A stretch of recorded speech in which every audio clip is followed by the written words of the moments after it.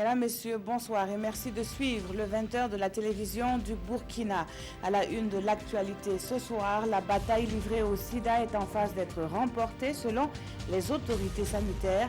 Pourtant, le constat dans les centres de dépistage fait état d'une faible fréquentation faisant planer le spectre d'un regain du taux de séroprévalence.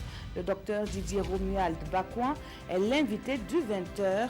Il est le secrétaire permanent du Comité national de lutte contre le sida et les IST. Et puis des chiffres qui donnent froid dans le dos. Nous parlons de violences faites aux femmes. Les cas sont aussi nombreux que variés dans le Kénodougou, et avec par exemple 453 cas de violence physique et morale. Les femmes sont descendues dans les rues de Orodara pour donner l'alerte. Aurait-il tenu toutes ses promesses? Le premier salon de l'élevage du Burkina referme ses portes ce samedi.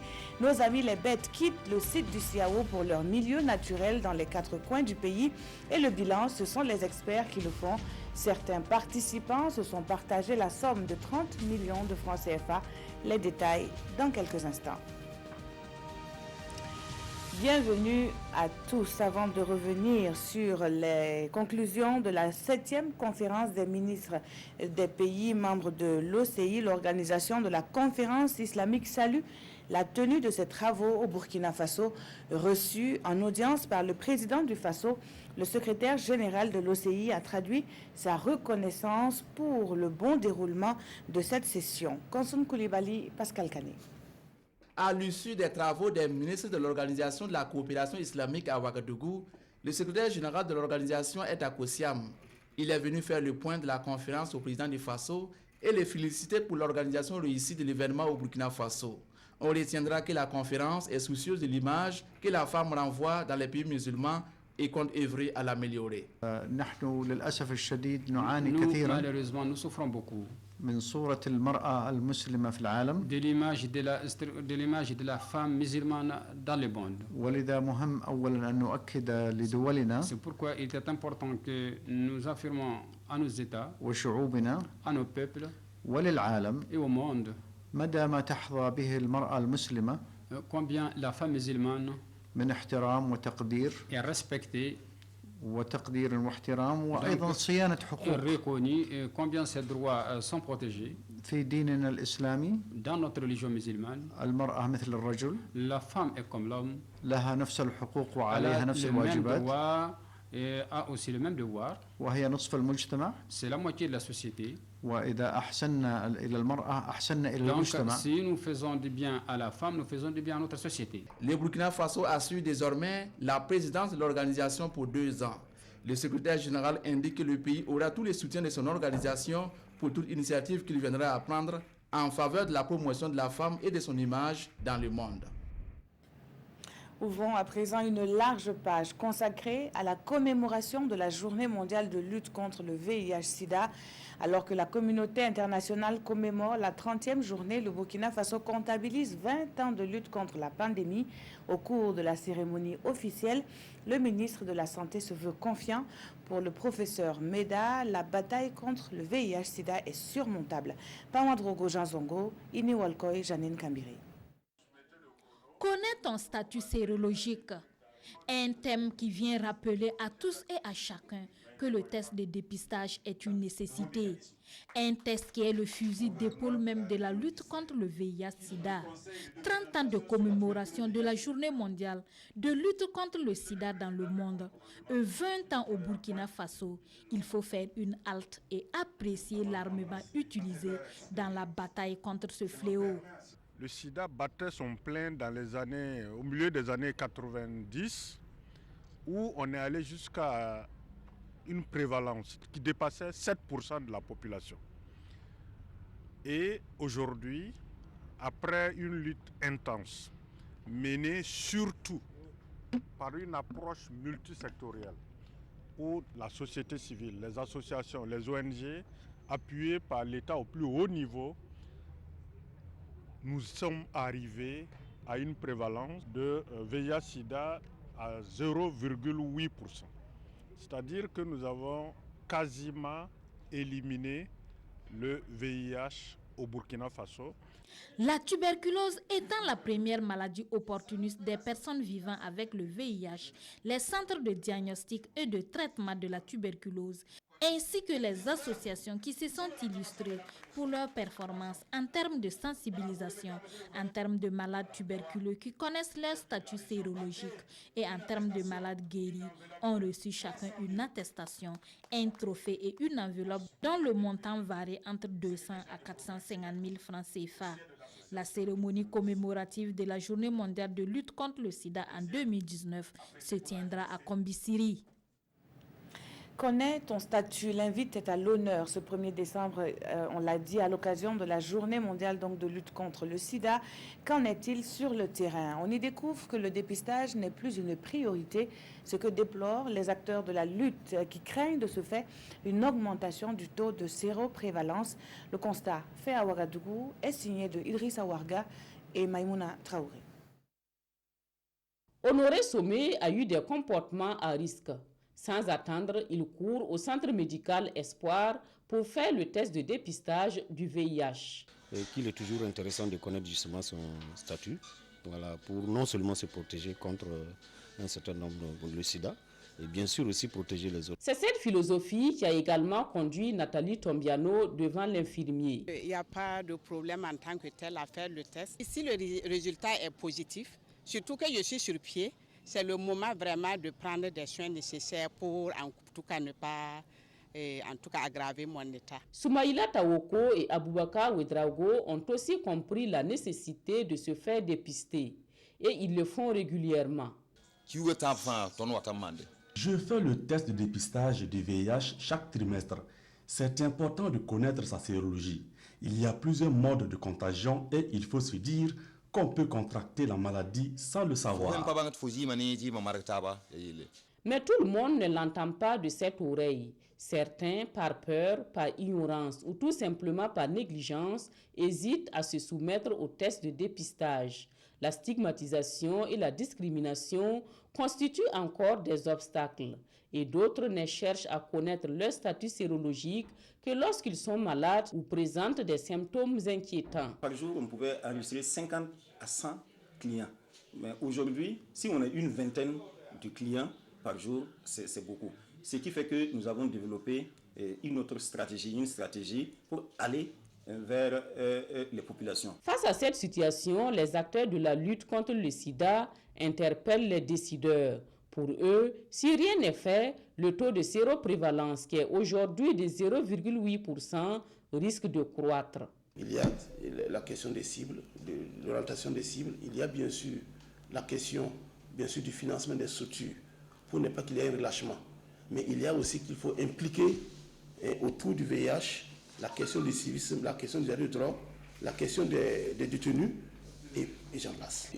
C'est vrai que l'objectif aussi c'est de faire en sorte que toutes les personnes dépistées positives là, on puisse le mettre sous traitement ARV. La célébration de la Journée mondiale de lutte contre le sida cette année porte sur le thème « Connais ton statut ». Elle sera certainement l'occasion pour l'ensemble des acteurs de la lutte de faire comprendre l'importance du dépistage et d'œuvrer à la suppression des obstacles à l'accès au dépistage. Docteur Bakouan, bonsoir. Bonsoir. Vous êtes le secrétaire permanent du Comité national de lutte contre le sida et les IST. Une baisse d'affluence dans les centres de dépistage, ce constat qui est fait à Ouagadougou. Est-ce que vous faites également ce même constat-là d'une manière générale? Oui, d'une manière générale, nous constatons que le sida ne semble plus intéresser les gens. Et malgré le maintien de la stigmatisation et de la discrimination, se demandent l'un dans l'autre, est-ce que c'est parce que la stigmatisation continue que les gens ne s'intéressent pas à ça, ou bien c'est une banalisation de la maladie qui fait que personne ne se sent préoccupé. Et ça nous inquiète, si bien que nous faisons maintenant une approche de proximité. Nous avons des unités mobiles, nous avons des caravanes qui sillonnent un peu partout pour amener la population à faire son test. Les structures communautaires se sont engagées, donc on peut ne pas aller dans un service de santé et aller dans un service communautaire pour avoir un test, les deux résultats ont la même qualité. Mais réellement, nous en appelons à l'attention de chacun. Parce que comme l'a dit d'ailleurs dans la présentation du rapport général, il y a au moins 25% des gens dans le monde qui ne connaissent pas leur statut. Et au Burkina, c'est presque la même chose. Le taux est autour de 20% qui ne connaissent pas son statut. Alors, le thème qui est donc connaître son statut sérologique, on est amené à se poser la question et après, est-ce que, Dr Bakouan, la thérapie, est-ce qu'elle est vraiment accessible à toutes les couches sociales ici au Burkina? Oui, d'abord elle est gratuite. Les ARV sont gratuits au Burkina et l'État prend en charge l'ensemble des ARV, y compris les lignes les plus compliquées, la deuxième et la troisième ligne. Nous avons au moins 109 centres repartis sur l'ensemble du territoire qui offrent les ARV. Et nous sommes en train de passer actuellement à tous les CSPS parce que nous avons, avec le ministère de la Santé, réussi à faire ce que nous avons appelé la délégation de tâches pour que ça ne soit plus simplement les médecins qui prescrivent, mais que les paramédicaux puissent prescrire sous la supervision du médecin. À tel enseigne que nous disons que pour ce qui concerne l'accès aux ARV, c'est disponible partout. L'exemple, c'est que nous l'avons testé chez les femmes enceintes séropositives. Dans tous les CSPS, les femmes enceintes séropositives sont mises immédiatement sous traitement. Donc, il n'y a pas de problème, l'accès est possible. Alors, nous allons suivre ensemble ce reportage d'une équipe de la RTP2 des Hauts-Bassins. Elle est allée à la rencontre de personnes nouvellement dépistées positives du VIH-Sida. Des témoignages recueillis par Betty Bienaon et Mireille Carole Touma. Il y a des moments dans l'existence où tout s'assombrit comme si le ciel vous tombait sur la tête. Le moment où l'on apprend son statut sérologique positif en fait partie. C'est ma femme qui est tombée malade en temps.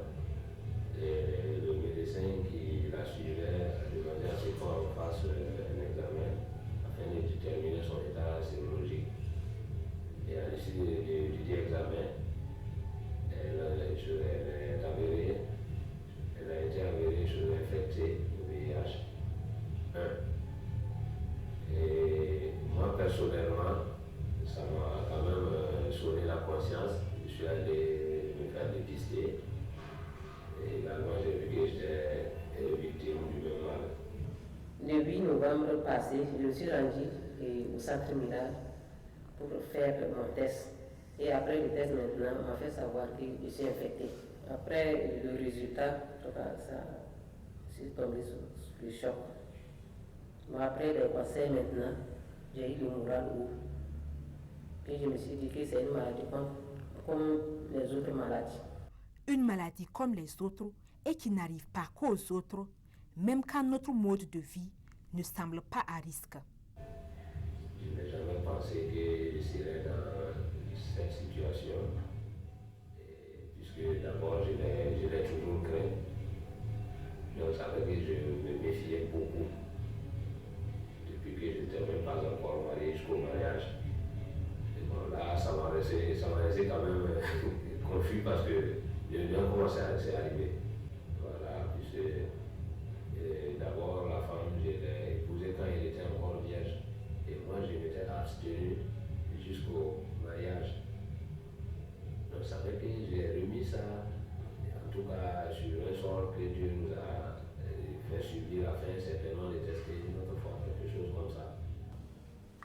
Le monsieur avec celui que je suis est présentement à Chouabougou. Notre amitié a commencé le 25 décembre passé. C'est le 25 décembre passé qu'on s'est connus. Bientôt, ça va faire 1 an. Donc, depuis lors, on a eu des rapports non protégés. Bon, comme moi aussi, j'avais décidé que je voulais un enfant. Donc, j'ai choisi certains jours, mes jours où je féconde, faire des rapports sans me protéger. Je me suis dit que peut-être c'est pendant cette période-là que j'ai été contaminée. Parce que je voulais un enfant. C'est pour cela que j'ai décidé à faire ces rapports sans me protéger. Selon l'ONU-SIDA et le Conseil national de lutte contre le sida, 3400 personnes ont été dépistées positives en 2017 au Burkina Faso. Les praticiens de la médecine invitent tout un chacun à connaître son statut sérologique. J'interpelle toute la population, tout le monde, sans distinction de sexe ni d'âge, que ce soit enfants, que ce soit les adultes, que ce soit les personnes âgées. Je les interpelle de faire tous le test de VIH-Sida. J'aime dire aux malades, quand tu connais ton statut sérologique, quand tu te fais bien suivre, c'est comme tu as le passeport de ta vie en main. Et d'ailleurs, tu vis mieux que celui-là qui est dans l'ignorance de son statut sérologique. L'ONU-SIDA et le Conseil national de lutte contre le sida informent également que 94 000 personnes vivent avec le VIH au Burkina Faso et environ 10 000 ignorent encore leur statut sérologique. Et depuis le 29 novembre dernier, le Conseil national de lutte contre le sida tend la main aux personnes vivant avec le virus. Il a initié une semaine de solidarité pour relever le défi zéro discrimination et zéro stigmatisation des personnes infectées. On en sait plus avec Idrissa Ouarga et Pascal Canet. Il faut changer de comportement vis-à-vis des personnes vivant avec le VIH. C'est le message du Fonds de solidarité envers les malades et les orphelins du sida tout au long de cette semaine de solidarité qui débute ce jeudi. Les malades sont confrontés au quotidien à la discrimination et au rejet de la société. Tous autant que nous sommes, que nous puissions donc nous mobiliser aux côtés des groupes vulnérables, être à l'écoute de nos frères, être donc nous sentir vraiment mutuellement responsables les uns des autres. Quand quelqu'un est en difficulté, que nous puissions être là. Être là, bon, il n'est pas dit qu'il s'agit d'avoir beaucoup de moyens pour être là. C'est-à-dire notre présence physique, parfois c'est juste ça, c'est le soutien, le réconfort. Le Burkina Faso compte plus de 90 000 personnes vivant avec le VIH, dont 9 400 enfants de moins de 15 ans. Et pour venir en aide à quelques orphelins du sida, le Fonds de solidarité possède ici une remise symbolique des kits scolaires. Par exemple, l'une des activités qui va au-delà de remettre les kits, c'est le repas communautaire, où tous les enfants seront là dans les établissements, les orphelinats qu'on a pu identifier et qui vont partager ensemble un repas. Mais ce qui est plus important, c'est que dans la matinée, nous allons amener ces enfants à croiser le Moonaba, ce qui va être une première pour eux et ça va leur montrer effectivement la solidarité à un niveau très élevé. Solidarité également envers les associations œuvrant dans la lutte contre le sida. Les autorités visitent à l'occasion les stands où sont exposés les produits fabriqués par ces associations. Docteur Bakwa, on l'a vu tantôt, des témoignages qui interpellent donc sur la nécessité même du thème retenu pour cette présente commémoration. Quelles sont les actions qui seront ou qui sont déjà menées pour favoriser justement ce dépistage-là? C'est d'abord la communication. Nous avons deux axes. Pour nous, il y a une communication de proximité qu'il faut avoir. Parce qu'on s'est rendu compte qu'avec une connaissance approfondie, on peut prendre des décisions. Parce qu'il y a des facteurs internes qui font que la personne est réticente pour aller faire son test. Ce n'est pas seulement en faisant la communication de masse qu'on peut vaincre ces réticences. Le deuxième aspect, c'est la communication de masse, puisque les uns et les autres ne veulent pas s'approcher des structures. Nous faisons la communication de masse pour informer. Comme le dit l'ONU-SIDA, savoir c'est pouvoir. Et donc, pour cela, quand les gens savent, ils peuvent avoir le courage de faire leur test. Et le test, la connaissance de son statut, est la porte d'entrée pour une prise en charge. Quand vous ne connaissez pas votre statut, on ne peut pas vous soigner. Et à l'heure actuelle, nous disons que les traitements sont efficaces, les traitements sont accessibles, les traitements sont gratuits et les traitements permettent de vivre très bien. Donc, pour nous, il n'y a pas à hésiter. Merci beaucoup à vous, docteur Bakwa. Je vous remercie pour d'avoir été donc sur ce plateau. Je rappelle que vous êtes le secrétaire permanent du Conseil national de lutte contre le sida et les IST. Vous étiez avec nous en cette journée mondiale de lutte contre le sida pour faire le point de la lutte au Burkina Faso. Et la suite de ce journal, nous restons encore dans le domaine de la santé. Nous prenons cette fois la direction de Waïgouya, d'où est partie une campagne de chirurgie pour la prise en charge de l'hydrocèle. L'intervention chirurgicale est à ce jour le seul moyen de guérir de la maladie qui touche essentiellement la jante masculine. La campagne est initiée par l'Organisation ouest-africaine de la santé en partenariat avec le ministère de la Santé.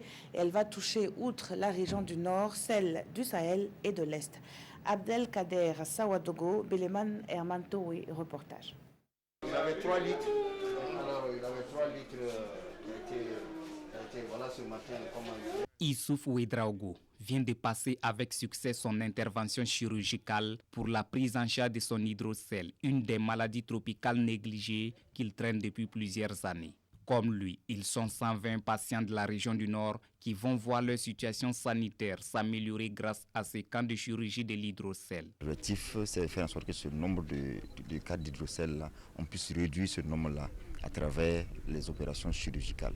Et ce qu'il faut savoir, c'est que pour lutter contre cette maladie, il y a d'une part le fait que l'on traite les populations de façon régulière avec des médicaments pour interrompre la transmission de la maladie, mais aussi ceux qui font déjà la maladie à travers les pieds d'éléphant ou les hydrocèles, il faut les opérer pour pouvoir les guérir. Durant 3 semaines, des experts venus du Mali, du Niger et leurs collègues du Burkina vont redonner espoir à ces personnes démunies et très souvent victimes de stigmatisation. Les interventions chirurgicales qui auront lieu permettront de soulager les populations, les victimes de ce mal-là, qui sont des personnes marginalisées, invalides, et qui pourront, à la suite de l'opération, retrouver toute leur dignité et être plus productives. Le camp de chirurgie se tient du 26 novembre au 16 décembre prochain dans les régions de l'Est, du Nord et du Sahel. À terme, 360 patients devront bénéficier de prises en charge gratuites afin de parvenir à l'élimination de la filariose lymphatique au Burkina d'ici à 2020. Et dans la suite de ce journal, ces chiffres qui donnent froid dans le dos: 453 cas de violence physique et morale, 59 cas de mariage forcés et précoces, 87 cas de grossesse non désirée. La liste n'est pas exhaustive quand on parle de violences faites aux femmes dans le Kénédougou. Ces chiffres recensés par l'action sociale et qui s'étendent de 2012 à 2018 inquiètent les défenseurs des droits des femmes, au point de susciter une marche à Orodara, une marche donc pour réclamer un meilleur respect des droits des femmes. Lamine Karantao, Kadou Romenki, reportage. En rang serré et en première ligne, les femmes de Orodara se mobilisent pour dire non au mariage forcé et précoce, non aux violences faites aux femmes et non aux mutilations génitales féminines. Elles ont battu le pavé pour remettre ce message aux premiers responsables de leur commune. On interpelle les autorités à nous soutenir dans le combat qu'on a commencé. Et nous avons reçu le message et j'ai pu vous rassurer que vraiment on fait très bonne réception du message. Voilà, et nous serons vraiment de relais. À leur côté, l'Association des femmes juristes du Burkina, engagée depuis 1994 dans la lutte pour la promotion du droit et contre toutes les formes de discrimination à l'égard des femmes et des jeunes filles. Nous avons profité des 16 jours d'activisme contre les violences faites aux femmes. Et ces 16 jours commencent le 25 novembre, journée internationale pour l'élimination des violences à l'égard des femmes, et prend fin le 10 décembre, journée de la Déclaration universelle des droits de l'homme.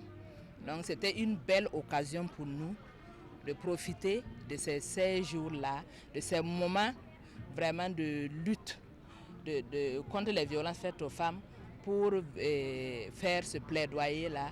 Selon les données de l'action sociale, sur la période 2012-2018 à Orodara, 59 cas de mariage forcé et précoce ont été enregistrés, 453 cas de violence physique et morale, 87 cas de grossesse non désirée et une dizaine de cas d'excision.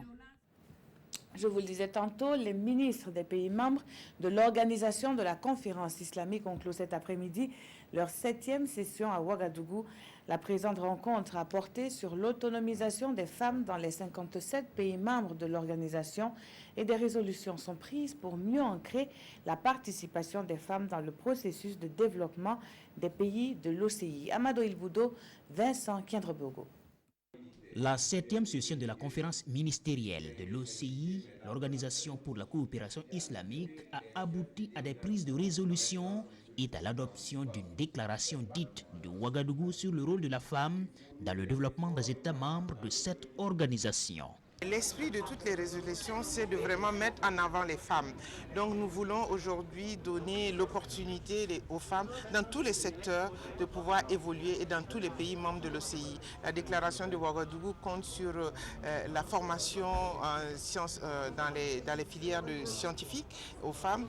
Donc nous allons mettre l'accent pour vraiment permettre aux femmes d'avoir l'accès à l'éducation, surtout l'éducation de pointe sur tout ce qui est scientifique. La clôture des travaux est intervenue en présence du président du Faso et de son épouse, Rochma Christian Kabouri, qui se félicite de la question traitée au cours de cette conférence, à savoir l'autonomisation des femmes. C'est le lieu pour moi de lancer un appel non seulement aux États membres de l'OCI pour la mise en œuvre dirigeante des conclusions de cette session, mais aussi à nos partenaires au développement pour un accompagnement toujours soutenu pour l'atteinte de nos objectifs.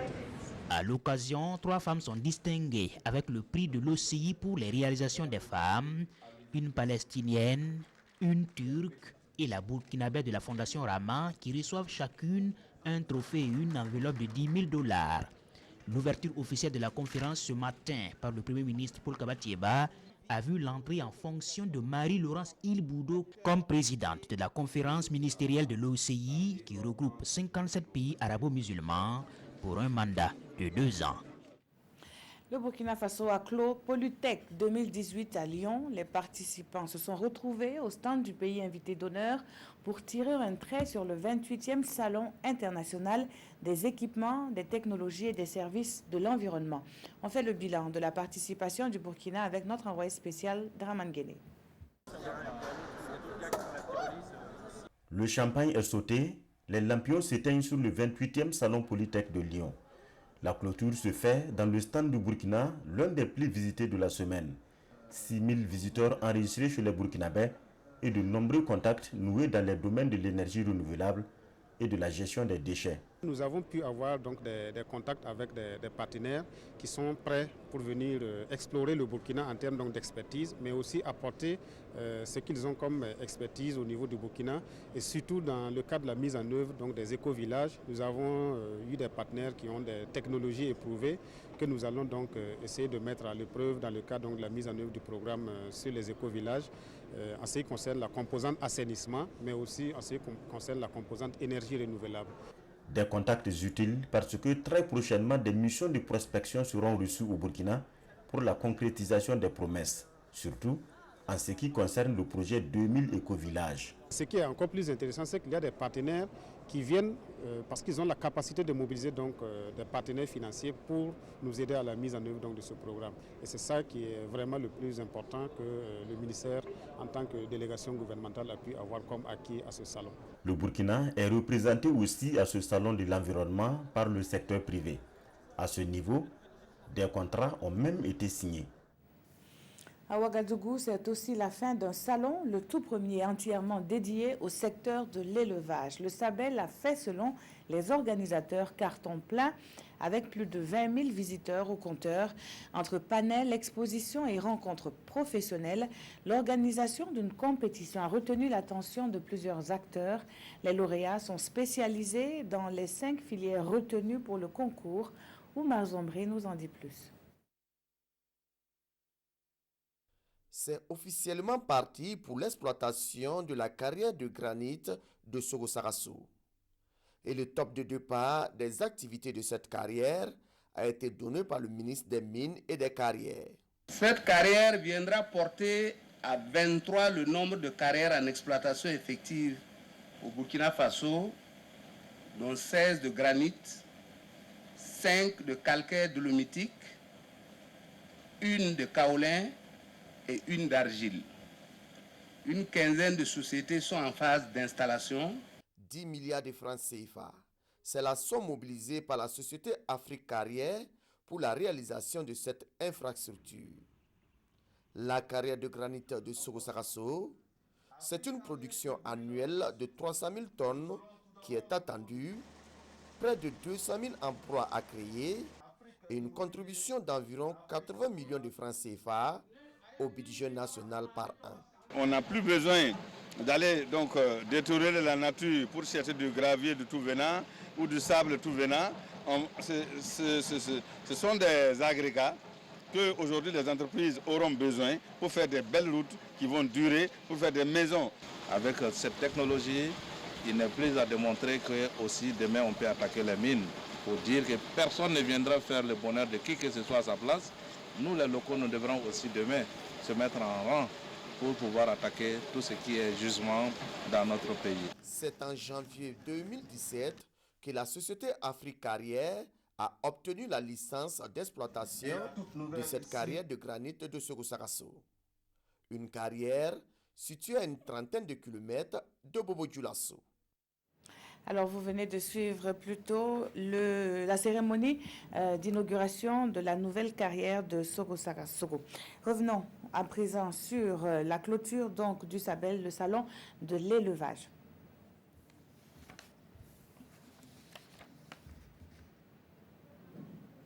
Apparemment, ce reportage n'est toujours pas prêt. Nous allons essayer de poursuivre ce journal avec le palmarès du CITA, le Salon international du textile africain, qui est lui aussi dévoilé ici. Les stylistes et les exposants, les mannequins également sont primés. Le CITA referme ses portes sur une note de satisfaction et les organisateurs pensent avoir rempli leur mission, celle de consolider la place de choix du pain tissé dans le développement socio-économique. Le point, cette fois avec Oscar Soulama et Olopoda.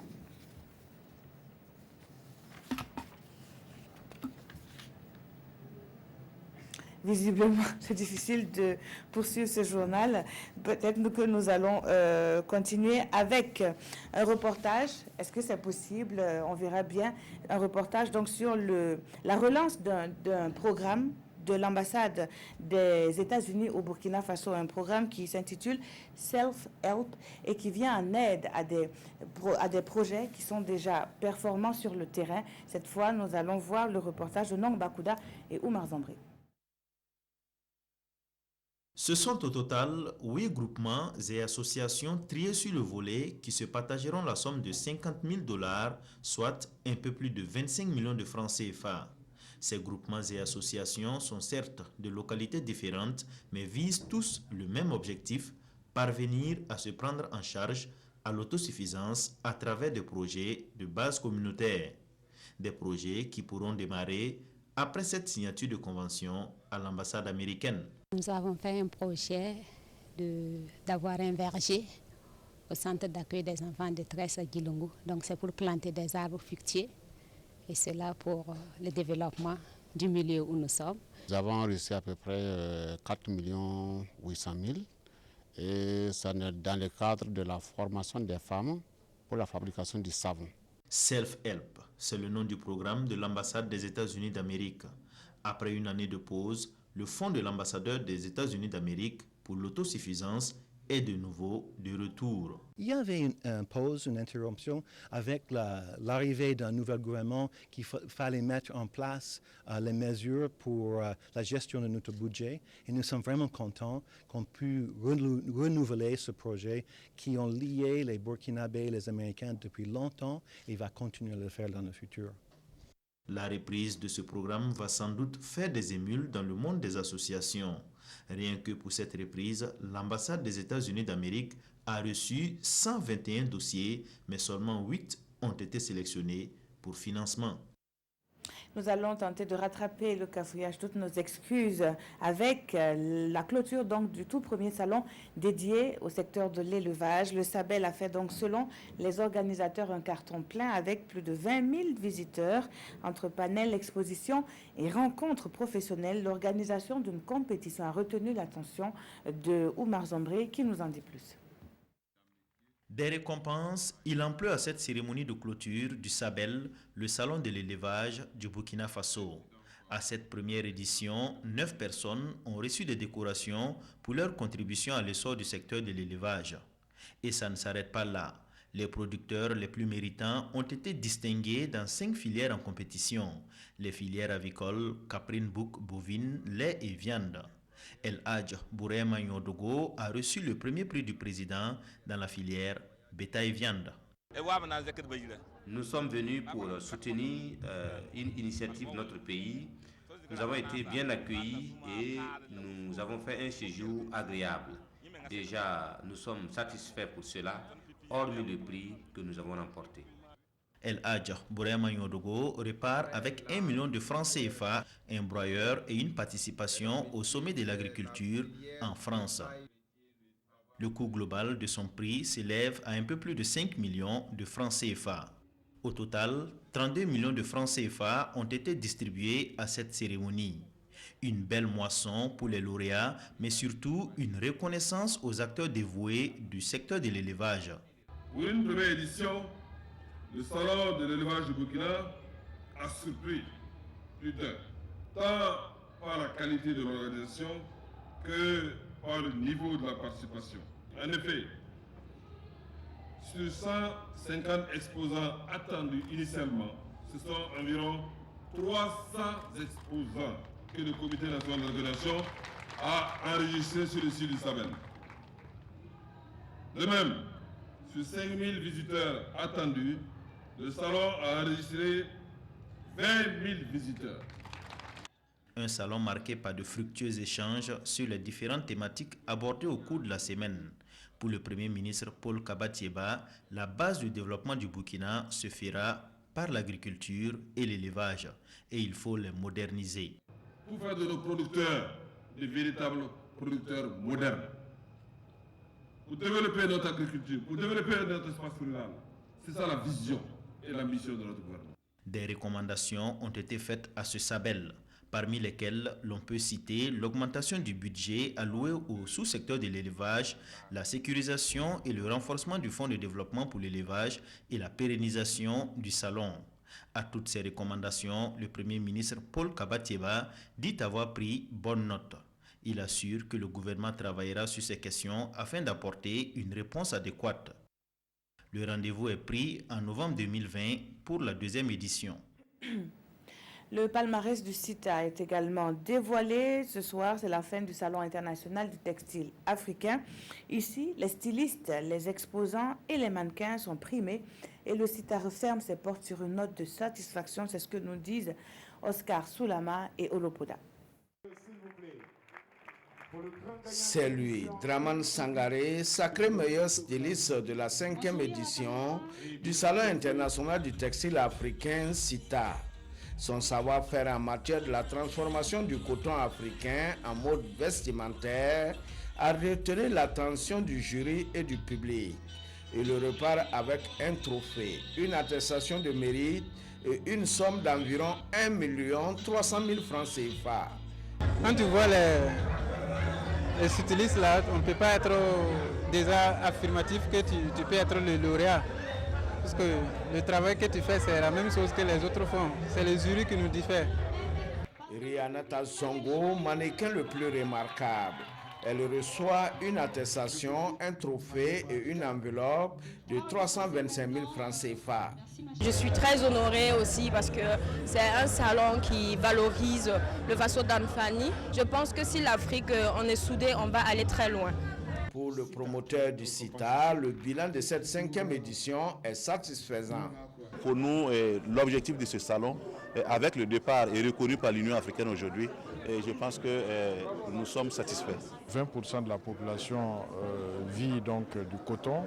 Et donc si on valorise cette production, c'est quelque chose d'assez important, puisque 2% à peine de notre coton est transformé au niveau local. En rappel, la 5e édition du Salon international du textile africain a ouvert ses portes le 28 novembre 2018. Elle a connu la participation d'une trentaine de pays africains. Son ambition est de promouvoir le textile africain pour le développement socio-économique. Et puis cette actualité en bref pour terminer, les hommages affluent de toutes parts pour saluer la mémoire de l'ancien président des États-Unis, George Herbert Walker Bush. Le 41e président des États-Unis s'est éteint hier soir chez lui au Texas à l'âge de 94 ans. Il a dirigé son pays de 1989 à 1993 durant la fin de la guerre froide. L'annonce de sa mort a été faite par son fils, George W. Bush, lui-même 43e président des États-Unis de 2001 à 2009. Merci d'avoir suivi ce journal. Toutes nos excuses encore pour les ratés. Et très bonne suite de programme sur la télévision du Burkina.